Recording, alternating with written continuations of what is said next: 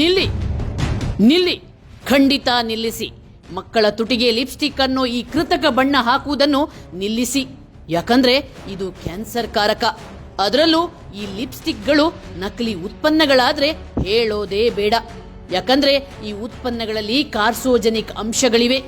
ಬಹುತೇಕ ಲಿಪ್ಸ್ಟಿಕ್ಗಳಲ್ಲಿ chromium, ಸೀಸಾ, aluminium, ಕ್ಯಾಂಡಿಯಂ ಹೀಗೆ 10 ಹಲವು ವಿಷಕಾರಿ ಅಂಶಗಳಿದ್ದು ಅವು ಮನುಷ್ಯನ ಮೇಲೆ ಗಂಭೀರ ಪರಿಣಾಮ ಬೀರುತ್ತವೆ. ಮಕ್ಕಳಿಗೆ ಲಿಪ್ಸ್ಟಿಕ್ ಹಾಕದಿದ್ರೆ ಒಳ್ಳೆಯದು. ಇನ್ನು ಗರ್ಭಿಣಿಯರಂತೂ ಈ ಕ್ಯಾನ್ಸರ್ ಕಾರಕ ವಸ್ತುವಿನಿಂದ ದೂರ ಇರೋದೇ ಒಳಿತು.